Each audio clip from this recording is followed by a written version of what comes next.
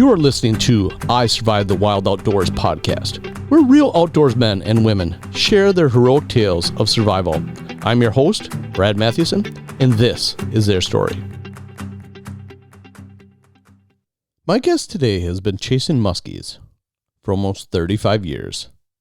He is the former president of CNR Muskie Club, a tackle builder, fishing guide, fins braid salesman, and charter captain. I've known Joe Junion for 14 years, and he is truly one of a kind. Genuine, honest, loyal, and always willing to help. I'm proud to call him a friend. Years ago, at a CNR Muskie Club meeting, he shared pictures and a story of being impaled in the face by a large muskie bait just below the eye by his then very young son. Can you tell us what happened that day, Joe? Well, I've been muskie fishing a long time.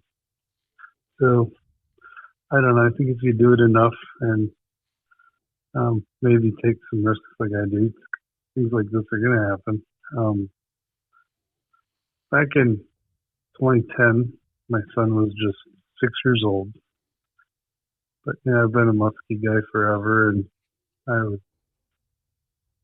was comfortable with his casting abilities. And we spent some time practicing in the backyard with lures and no hooks, and he was doing well and not getting backlashes. But it was still, I think, his first big fishing trip. It was my dad and my son and I in my boat, and then my brother and his two sons in his boat, and we were up on the Turtle Flambeau flowage, camping on the island. There's like 80-some campsites up there that you can only get to with a boat. And that was our Father's Day getaway weekend with our three generations. My dad was in my boat, and he had some stroke in a car accident, stuff like that. So he wasn't like 100% functional, but he still got around and fished with us and stuff. But I had him in the back of the boat, and I trusted my son more than my dad. I kind of had to say, but my son was up on the front deck of my big bass boat with me, and I was working with my son, and he was doing well, but all day, like I do with all beginners that I introduced to muskie fishing. I was talking about the safety I expect, and every time you go back with the bait to cast, you have to be very conscious of where your bait is behind you. You're not looking that way, but you got to be conscious of it and think about it. And I reminded him numerous times throughout the day. And then in the afternoon, unfortunately, he was throwing Booker top raider, so top water musky bait with big hooks, and you get kind of focused in to where you're casting to try to get to a certain spot, and everybody does it, and he didn't pay attention to where his back cast was, and it actually hit me in my sunglasses, and the back treble hook of the bait ended up below my sunglasses in my cheek. And I was able to grab my hook cutters and cut that one tine of the hook. And I didn't trust my dad to try to pull it out because it was in past the barb and the tip wasn't coming out. So I started trying to reach my brother on cell phone. He wasn't answering. And Turtle Flambeau is very large. I wasn't sure about where he was. You can't put your boat on plane really. There's so many stumps out there. So we start putting in the direction that I knew he went, thinking, all right, this is going to be a couple hours to try to find him. But I don't know, it was maybe 20 minutes into it. He answered his phone, and then we met up and tied up the boat. I think we anchored. This was quite a while ago. And we got everything out, all our tools and our first aid kit, and a bottle of brandy. I had a swig of the brandy and laid down. And the plan was for him to take my fillet knife and open up the entrance wound on the side of the hook with the fillet knife, or maybe just pull the skin back a little bit and then pull the hook out. But when you get a hook in your skin, at least from my experiences, your skin goes numb, and the pain actually kind of goes away. I don't know what that is, if it's adrenaline or just how your body works, but your skin goes numb and it gets looser, just like cotton, like you had some Novocaine. But it takes probably 10 minutes for that kind of to set in. But he was able to pull it out really easy without even cutting the slit or nothing. But it could have been really bad. It did scratch my sunglasses, and I could have lost an eye because of it. And we were very remote. From where we were camping, it's probably about an hour by boat to get back to the boat landing. But everything worked out good. My face hurt for a couple days after that, but as far as I know, it didn't leave a scar or anything. That's pretty much that time. Another time, I think it was before. It was definitely before that occurrence.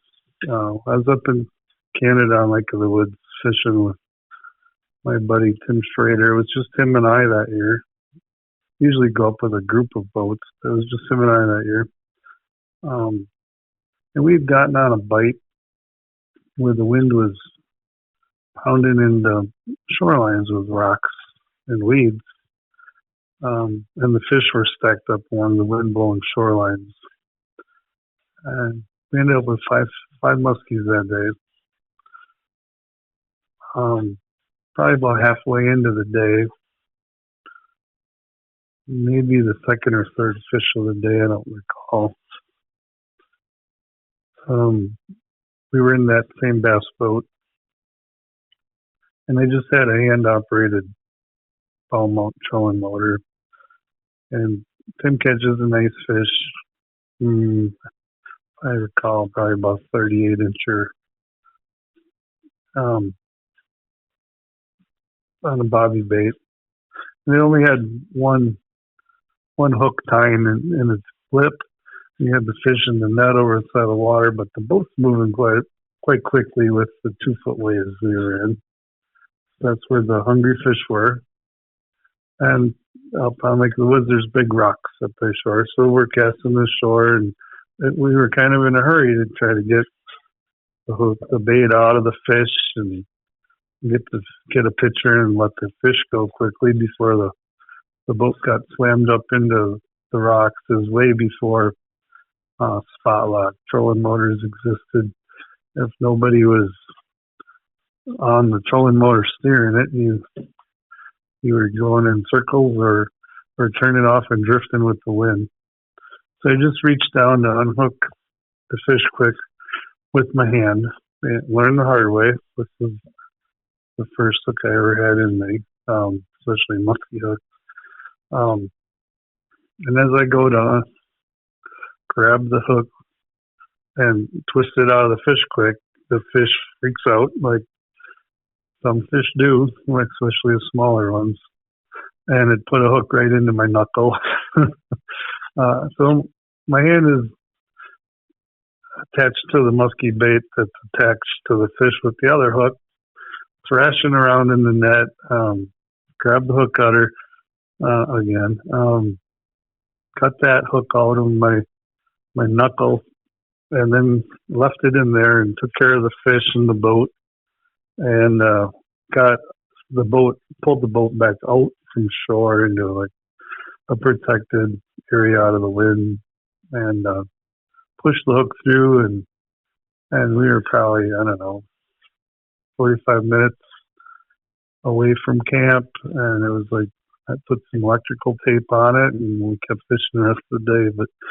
But the instant that fish drove the hook into my hand and I was attached to the lure to the fish, that was really an eye opener to use good long pliers and never try to get your hands in there. Now what I do for my release tools is I have small retractable dog leashes on some really good long needle nose heavy duty pliers, and I also have a real heavy duty mouse spreader on the same thing. When we're unhooking a fish, if he goes nuts, you just get your hands out of there as quick as you can. You don't have to worry about dropping your $80 set of snap-on pliers in the lake because they're hooked up to the dog leash, and it works very well. Another part of the whole occurrence was my knuckle. When we got back stateside the next week, it was still sore, and it was actually infected from, whatever it was in fish's mouth or what have you, or possibly just fishing the rest of the week. I don't know. But I got put on amoxicillin, antibiotic for the infection in my knuckle. I mean, it was hurting and swelled up so bad I couldn't even move it. But I'm a crazy musky fisherman, especially back then. I fished every moment I possibly could for muskies. And I went out fishing again, and I didn't read all the fine print on the prescription. And lo and behold, when you're on amoxicillin, you're not supposed to go out in the sun. But I did, and I got an allergic reaction, and I broke out in like hives on my arms and my legs because of it. And to this day, I don't take amoxicillin because of that. So that was another time, but it's really remote, So Yep. Just like the turtle flambeau. So you have to deal with or do what you got to do, instead of going to a hospital to get it out. Yeah, I got to play doctor. Yep. And after that happened, I like to be prepared about things because I know things go wrong. My wife's friend was a nurse, and she got me a bottle of Novocaine and some little needles. I was thinking, if something like that would happen again where we're remote, that instance there, it's 45 minutes back to the resort, but from where the resort is, it's another hour and a half back to International Falls. Yep. To the hospital. So that's a whole big shot in the butt, to go to the hospital. So if we can, us musky guys, we're so crazy. We don't want to go stop fishing, especially if the fish are biting. That's right. To spend time going to a hospital. But so they had that Novocaine in the boat, and then you get thinking, oh, geez, it'd be my butt if they searched my boat going across the border and they found this. Yep. And it's only got such a shelf life, so that I never got any more of it.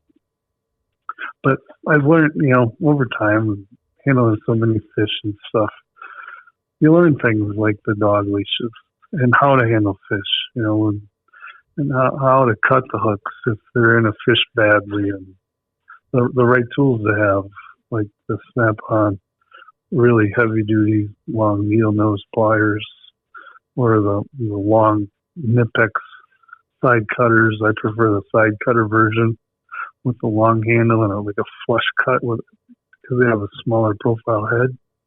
So I can get in like through gill plate. If the fish really sucks in a bait and hook deep into the gills, we're really trying not to hurt the fish any more than we have to, so that they survive. We're all about catch and release. Yep, for sure. So that leads me into another story.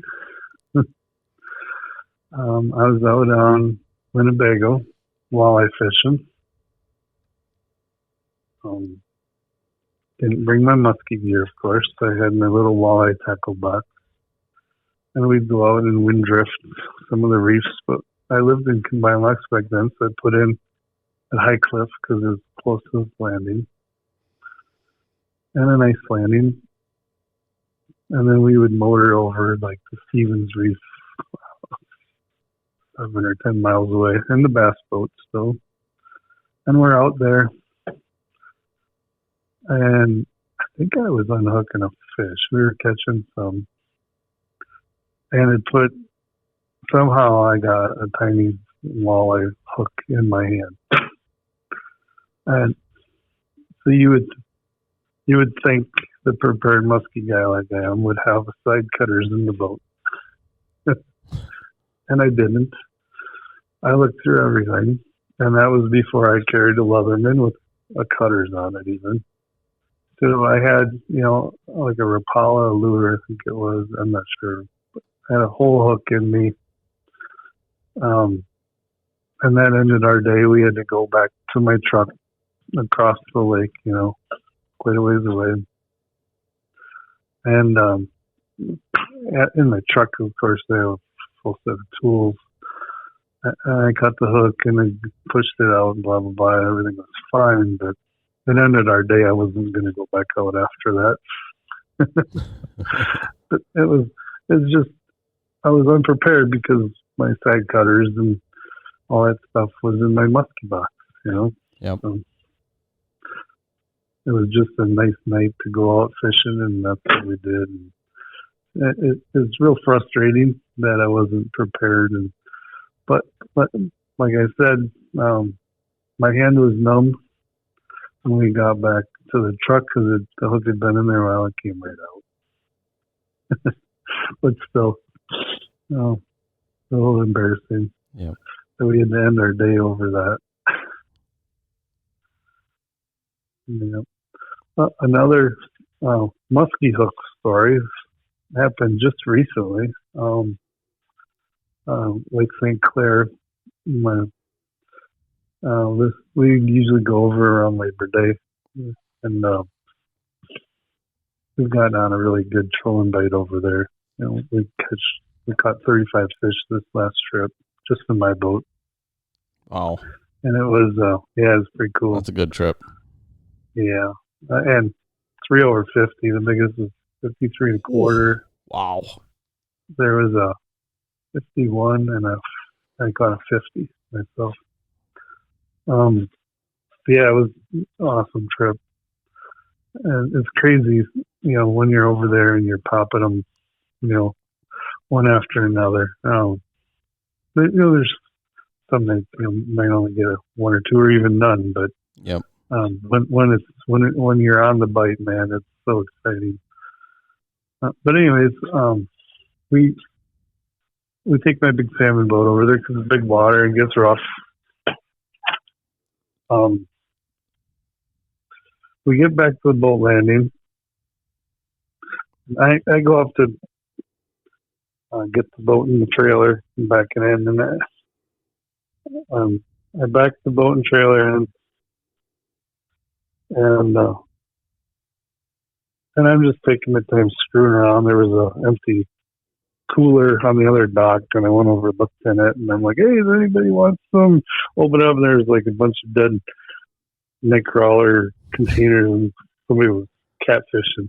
Yeah, it was a pretty gross cooler, but I'm like, you want catfish bait? And everybody in the boat starts waving at me, get over here, get over here. I'm like, what? And here my brother had tripped in the boat somehow. And he got a musky bait hook, like right in his butt cheek. Just one time, but it went through his rain bibs, brand new rain bibs he just bought before the trip, and through his Carhartt shorts, through his underwear,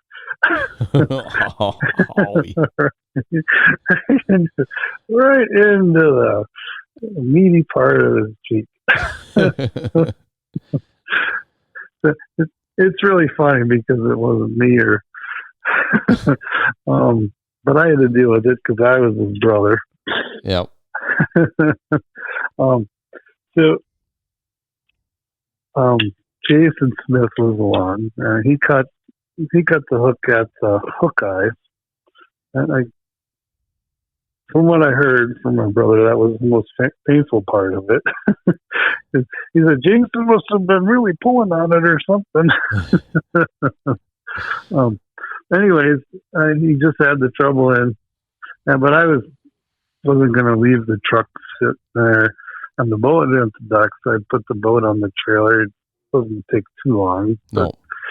He goes up into this outhouse bathroom right there. It wasn't a porta potty, but still an outhouse bathroom at that landing. Like he was going to try to get it on himself. and I'm laughing to myself as I'm putting the boat on the trailer. Like, there ain't no way he's going to do anything. Because it was buried, like all the way up to the bend of the hook, way past the barb. Oh. So, all right, get pulled out, hop out of the boat. Oh no! Before I hop out of the boat, I grab the best side cutters I have, Nepex, and I grab first aid kit. I always have a first aid kit in the boat. And I go up and I cut the one tine off right up by the shank, so I had as much of the hook exposed as possible, but just the one tine of the treble hook. And he grimaced, when I did that, of course. But then we were able to slide his bibs and shorts and underwear off. And we're in this outhouse, and, it's not like the surgery room. It's not clean or nothing. No. Or very bright, probably. Well, we had the door open. Okay. But still, I was nominated to do the surgery because of I was his brother. You're his brother. You get to do it. Yep. And I'm like, so do you want me to do this? The fish line method? And he's like, yeah. I'm like, all right, I've only ever seen YouTube videos about it, but I'll give it a whirl. So I'm like, all right, I got to go back in the boat. And he's standing in the outhouse with his drawers down and a fish hook in his cheek. So I go back in the boat and I grab my big spool of fins braid, 80 pounds, and I grab, about 3 foot section of it. And I loop knot the one with the two cut ends together, so I just have this big loop. And I always have my Leatherman on me. I'm a mechanic for a living, and I just fix stuff. So it's like I feel naked when I don't have it. So I always have that. So to get out, and I put the loop down on the corner or the bend of the hook, and you grab the Leatherman, and you it's like bending around back already. So you push that down so that the barb of the hook isn't grabbing a hold of the skin as much. So you're kind of pushing it towards the pointy side of the hook and away from the barb. Okay. And then you give that string a good yank, like a snap, like you're gonna tie your kid's baby tooth to the door and slam the door, or a brick and drop it over the stairs to pull your kid's tooth out. I've never done those things. I'm sure you've seen videos of it or something, though. Yeah, videos. I haven't done it either. Your poor son. I always volunteered to do that for my children, but they would never do that or allow me to do it. It's always fun to joke around about that. Yeah. But if they would have let me, I would have done it. Anyways, so I got the string around the bend of the hook with a lot of slack in it. I pushed down with the needle nose or the little other end. And I go, all right, you ready? He's like, yeah, let it rip. I'm like, all right, 1, 2, and I yanked it out. And he's like, and it came out and flying, and he's like, that's it, it's out. He didn't even feel it come out because it works so good. I do highly recommend everybody that's listening to take some time and search YouTube. Maybe Brad could even share the link or a couple links. Yeah, I think it's called the string method. I think it's what it's called. Yeah, it's a really amazing thing. There's some that are kind of sketchy. Yep, I've seen some of those. A bunch of drunk people in the boat and they do it. But there's some really good ones. The one in particular, it still kind of scarred me, but the guy took a big single hook, or 3 of them, I think it was, and he purposely showed the video where he pushed them into his arm. Oh my God, I can't believe you're sharing this. This is a YouTube video. I know you were telling me about it earlier. Yeah. And he used 3 different methods. Like one was a string method, the one was push through. I don't remember what the other one was, but the string method, to me, it makes the most sense that it works the best and it's less painful. But I've thought about it for a long time. You have to be super careful if it's in your hands, though, and it's buried in by like ligaments. Oh yeah, because you could do more damage. I mean, if you severed a ligament, you're talking hand surgery. So it has to be in a place that's not going to do much harm, like on a ligament, like your butt cheek. There's no ligaments there.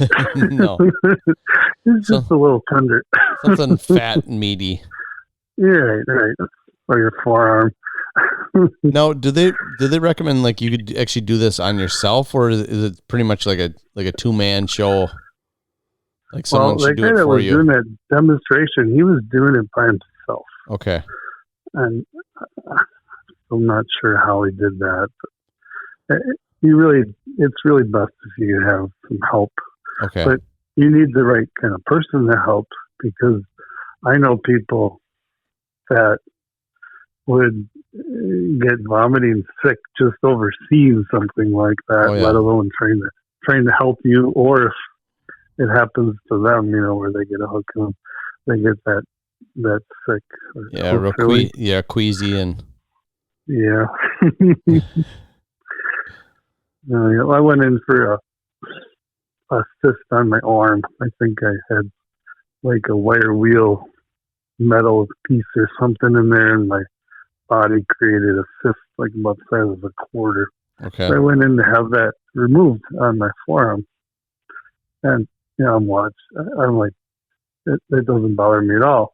And I wanted to watch the doctor do it, so he starts messing with me, and as he's in there like digging out the cyst, he's like, I'm talking to his nurse. He's like, "Oh, what do you think that is there?" "Oh, I'm not sure." And she's like, "Oh, I'm not sure either. We just better leave that in there." And then he goes, "Nurse, could you stitch him up?" And he walks out. just to mess with me. It's so funny. He didn't get me. but that's how I am. I don't mind that kind of stuff, No. I would like to talk a little bit about the first aid aspect of it. Yeah, I think that's a good idea. Cleaning it, if you have alcohol wipes, that's really important. Try to keep the chances of an infection down. Neosporin,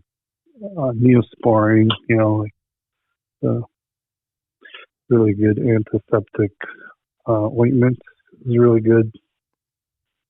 I actually, I'm an electromechanic. I work on electric motors and stuff. And I cut my hands a lot when I'm fishing, charter fishing or whatever, musky fishing. I always keep electrical tape in my boat. In my opinion, electrical tape works better than Band-Aids. Really? I know it's not first aid or clean so much, but it's not like it's full of bacteria or anything. It's electrical tape, and it works the best. It stays on. Okay. So, where Band-Aids, they tend, no matter how good of ones you have, when you're out fishing, they're getting wet all day. They don't tend to stay on. No. And they fall off. And if you really want, you can take a better cloth Band-Aid, and you could wrap electrical tape around the outside of it. Okay. Just to try to keep it on better. But I just put electrical tape right on it. And sometimes, if you get cut, where in the palm of your hand, or in between your fingers or something, or on the tip of your finger, where you can't really wrap tape around it, then I use super glue. Okay. And glue it back together. There's been a couple instances where it's saved my day of fishing, even just to glue your hand back together. You may have to reapply it every hour or two, because it will come off your skin with the oils and stuff in it. But it definitely does help. And I think they make some stuff you can buy called new skin or something like that. It's pretty much a medical grade super glue. Okay. Yeah, I've heard of it. But just regular super glue is really all you need. But it'll get you through some problems, keep you fishing if you really want to be that extreme, I guess. Yep. And the other thing that I've keep in my boat is ibuprofen for my muscles and joints. Throwing big musky baits all day for too long and wearing my body out. It takes the edge off and gets you through.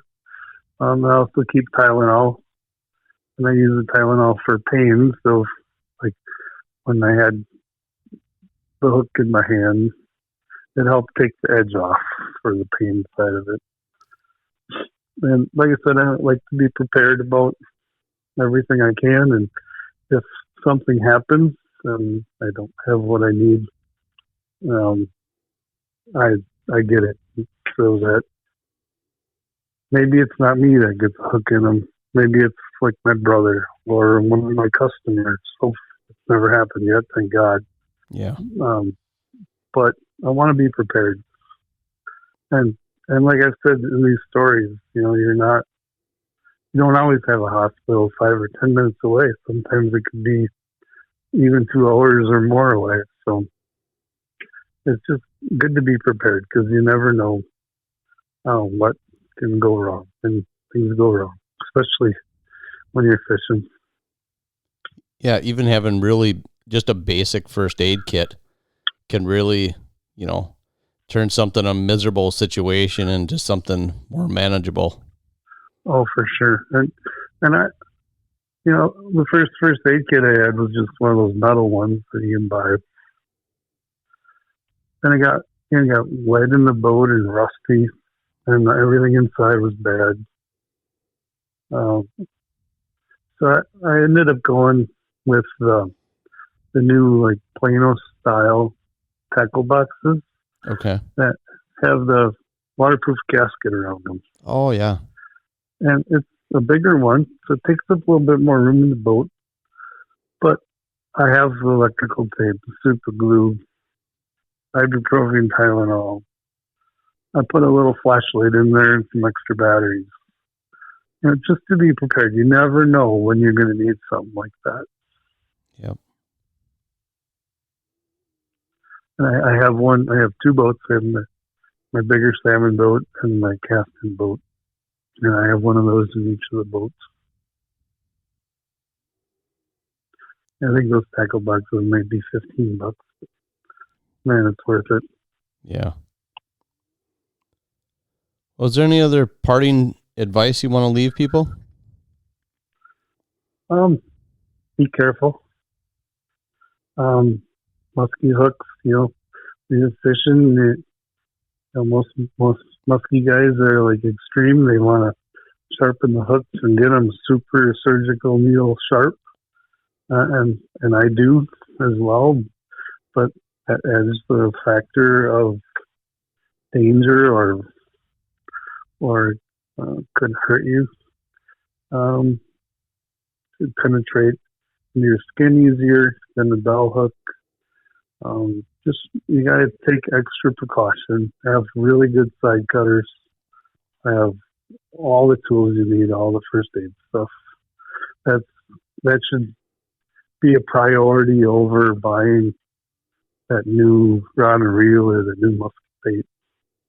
Is to have what you need before you go out. Yeah, and like I was telling you, I was talking to a couple people, and then I had a post online about safety in boats while musky fishing, and I was surprised how many people reached out to me and said that they wear safety glasses.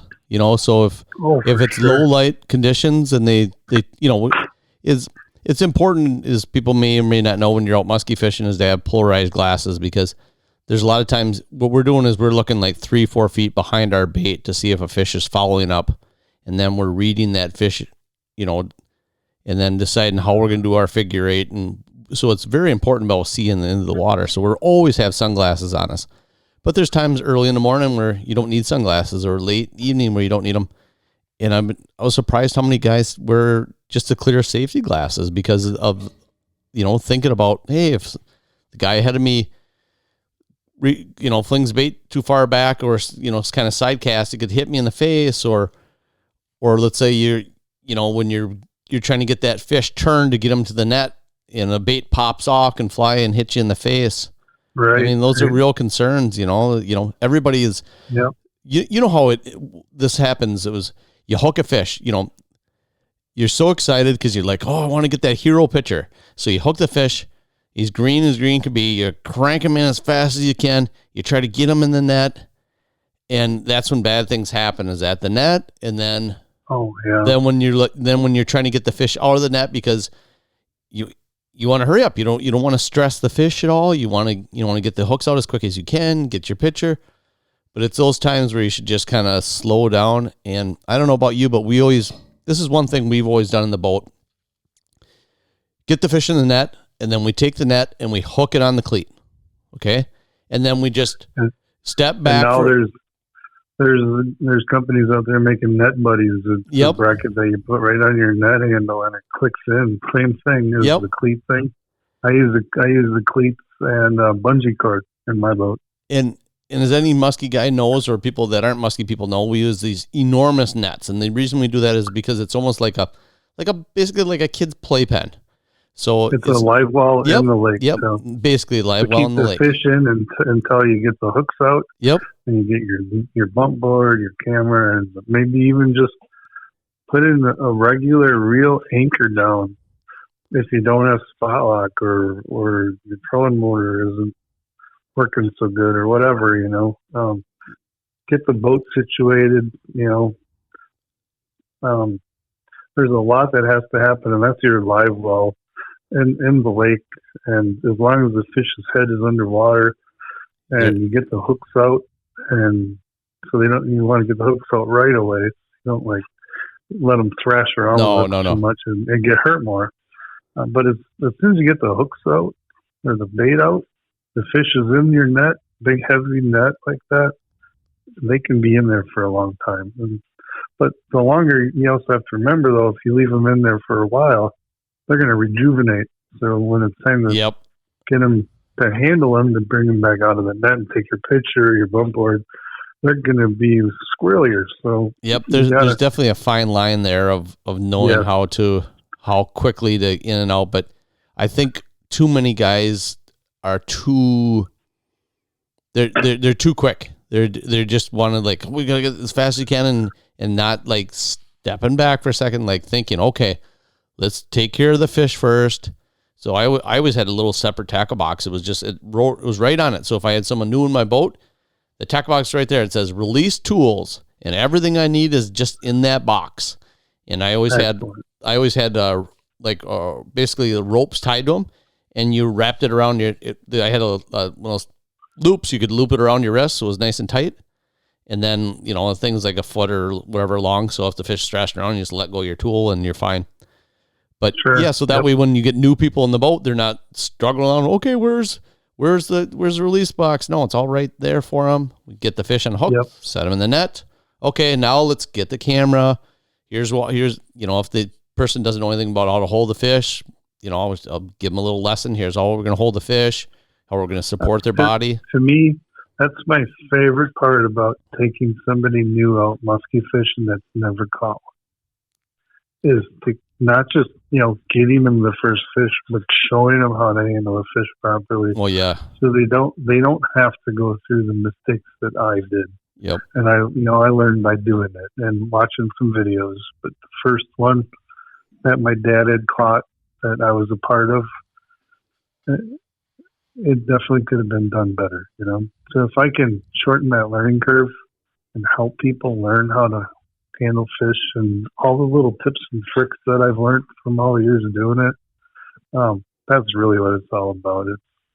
And that adds to the whole experience for the people too, because they now they know how to handle the fish, and it just adds to the good feeling of letting the fish go and the excitement of the whole thing, Yep, and it's less stress on the fish because the people know what they're doing now.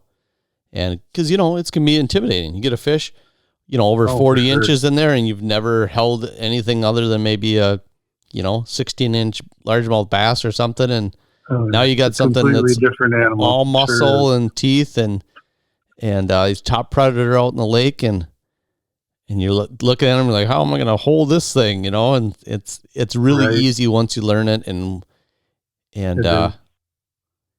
sometimes, like I said, if they're too green, you'll know right away too, just by holding them, you can tell the tension in them. You're like, oh, well, maybe I better hold this for you. And, oh yeah, we'll set up the camera and you can stand next to me. Leave it up to the person. If even salmon fishing, kids or women, sometimes, do you want me to hold it for you? And I position it so it kind of looks like maybe they're holding it in the picture,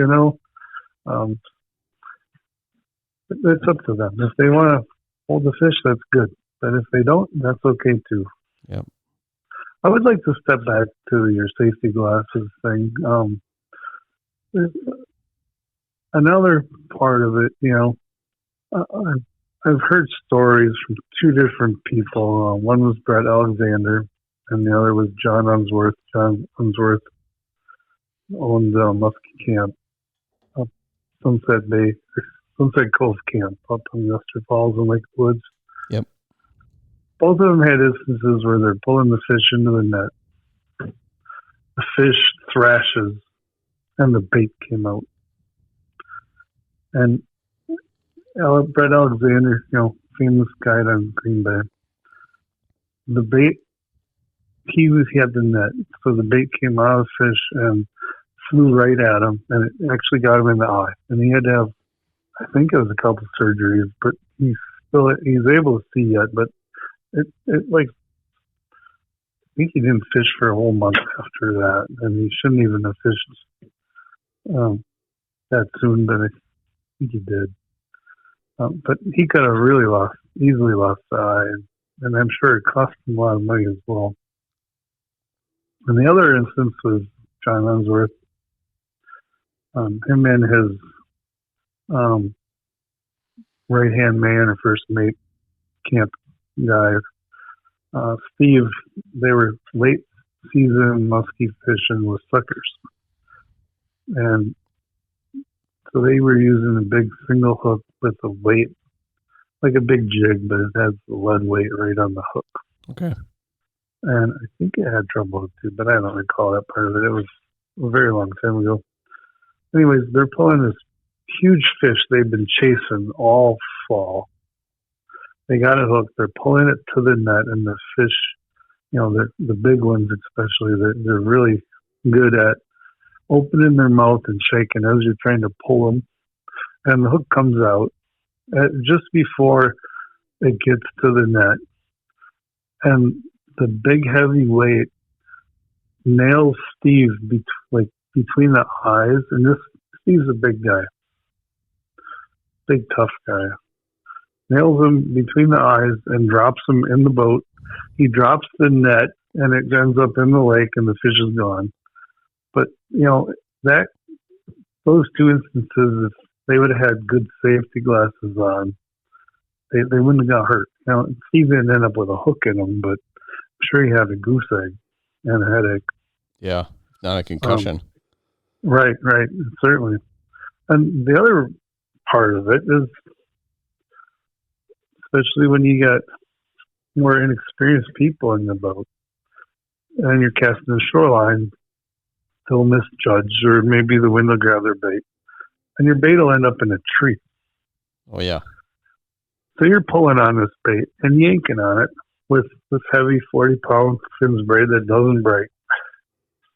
And you're pulling really hard and smacking it, and you got this big 8.5-foot, 9-foot musky rod and all this power. And all of a sudden that bait comes out of a tree, and it might be 20 feet up if the guy is that bad of a caster. It's happened many times. That bait will come zinging by everybody's head in the boat. And there's been numerous times where you have to move your head or it would hit you in the head. So there's another instance where you should have good sunglasses on or safety glasses. Because that's a missile coming right by it, and it'll end up on the other side of the boat. And it's the other option is to go climb up the tree or use your lure retriever up the tree. But that, to me, if somebody doesn't come in my boat with sunglasses on, I always have extra pairs, and I offer it to them. I'm not going to force them to wear them, but I encourage them, and I tell them the safety aspect. Yeah, that's good. That's good really advice dangerous. For sure.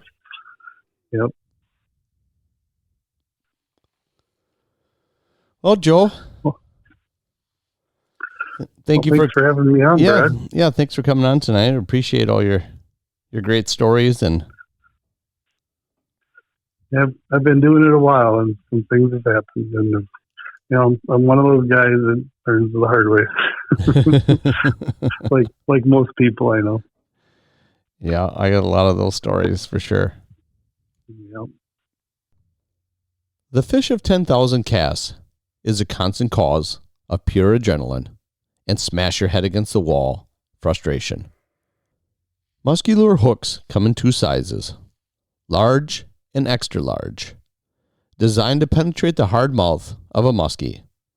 Knowledgeable anglers keep the hook points scary sharp. I can't reiterate this enough. Anytime you are in a fishing boat with a partner, always be aware of your surrounding and be conscious of your lure in relation to others. If you'd like to share time on the water with Captain Joe Junion, chasing salmon on Lake Michigan, or chasing big muskies on Green Bay or in the Minocqua area here in Wisconsin, you can reach out on Facebook at Joe Junion Sport Fishing, or look him up on his website, joejunionsportfishing.com. I'll leave a link in the bio on my Facebook page. I want to leave you all with a quote. A muskie hunter's day is an easy one. Cast, retrieve, figure eight, and repeat. If only life were so simple. Remember to stay safe out there and enjoy all that Mother Nature has to offer. If you like what you heard today, click the subscribe button to hear more upcoming stories. If you or someone you know have a survival story you'd like to share, contact me at isurvivethewildoutdoors@gmail.com.